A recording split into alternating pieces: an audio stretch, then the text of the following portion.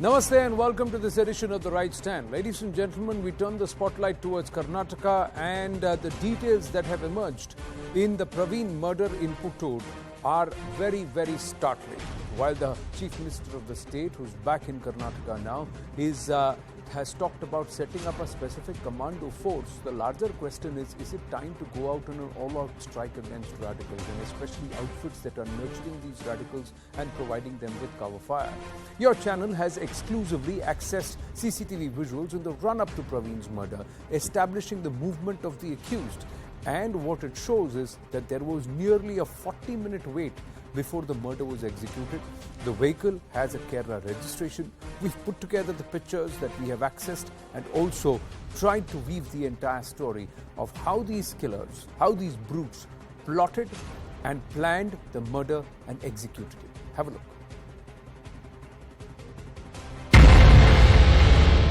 At 8:01, where you can see a bike at the corner of the road, and that person actually waited for about 40 minutes. That's what happened. The whole drama happened between 8:37 and 8:40. At around 8:33, they actually go up to the shop, do a check, and then they come back. Now look at the timestamp, it's at 8:38. What happens at 8:38 as I play the video? You see this bike-bound assailant?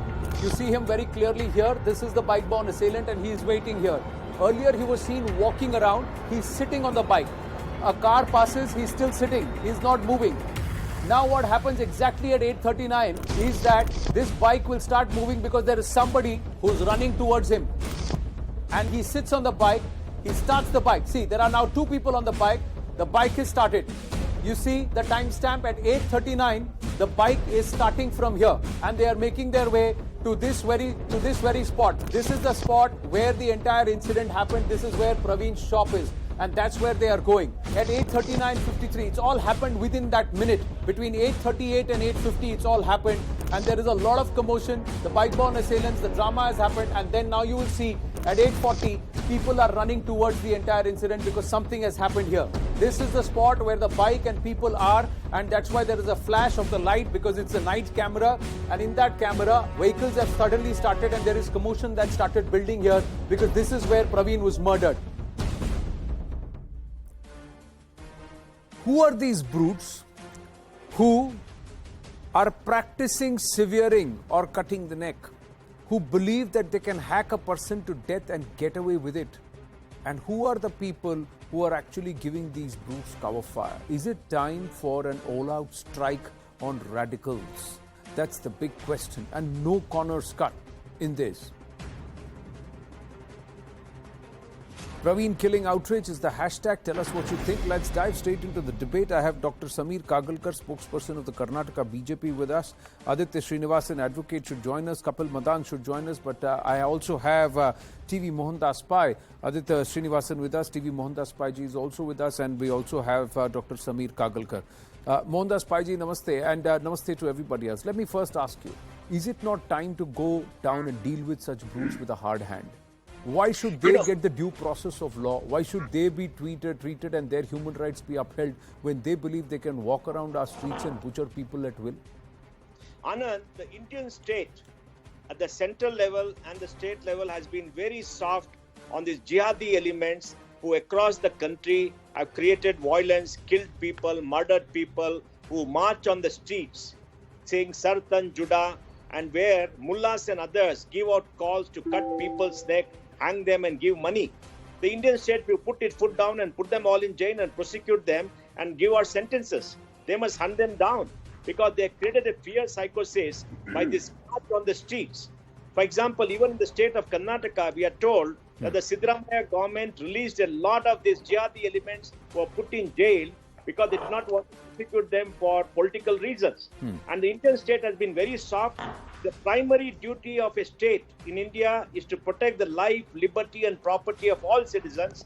And here we are having open threats by people who are marching on the streets saying they're going to cut your neck. In which country of the world where you march on the street, except in Pakistan where they do it often, will the government keep quiet? There's a fear psychosis, and these people have look what happened in near Mangalore with Praveen's murder.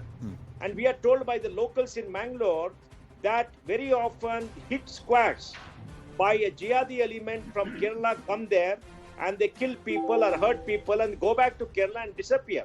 And in Kerala, that communist government is very soft with the jihadi group for political reasons. And the Karnataka government should put in adequate resources, should make sure they have this squadron, protect the life, liberty and property of people. We have seen during the hijab controversy also how the PFI and the CFI provoked all those girls to come out despite the local Muslims saying that this is not necessary.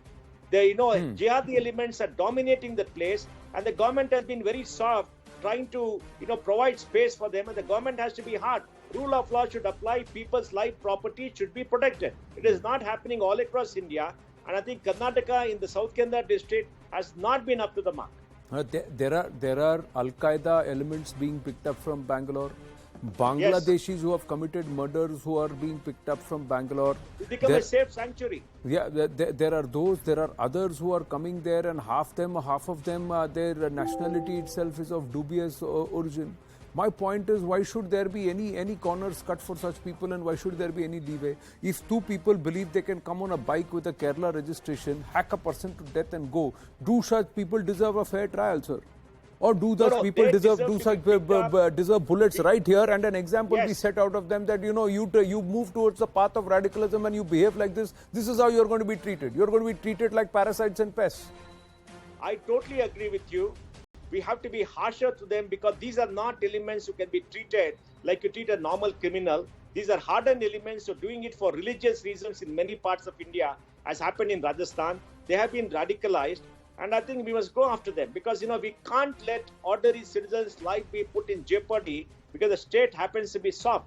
And I think we know in many cases who are these organizations which are supporting. In Kerala, we have seen them marching on the street and giving out terrorist slogans.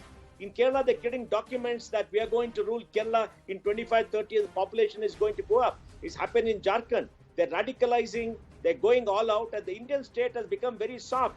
I want to know what New Delhi is doing. What is the Home Ministry doing for this radical organization called the PFI and others? In Bangalore, they created rights. And after the rights were created, government picked them out. But government should have gone after the organization to find out who are there. Why is the government becoming soft and not protecting the lives, liberty and property of citizens? Because law and order is a state subject. Law and order is a state subject. Dr. Samir Kagalkar, be it the left government in Kerala or the BJP government in Karnataka, what are you doing to go after these radicals? What are you doing to set an example? What are you doing to ensure that Karnataka is not a place for illegals and radicals? Absolutely accept the fact what Mohandas rightly said. Of all places cannot be a haven for these kinds of dastardly brutes. As simple as that. That said, it has been a very, very organized way in which the government of Karnataka and the party in power, BJP, is working very sincerely and strongly to ensure that these people are put behind the bars as far as the law is concerned. Point number one. Putting these people behind bars is not going to stop them, sir. Did they stop after Harsha? Did they stop after Harsha? Did they stop after what they did to the other boy in Bangalore? Did they stop? Absolutely, yes. I completely understand your statement. Allow me 30 more seconds or a minute more. The point is very clear. As a starting point, as a first step, ensuring that the majesty of law is very brutally put on them is the first step. Now, when it comes to the next part, there are two aspects to it. One, completely outrightly ban these kind of organizations. For example, SDPI, it so-called stands for Social Democratic Party of India. It's anti-social. There's nothing social about it.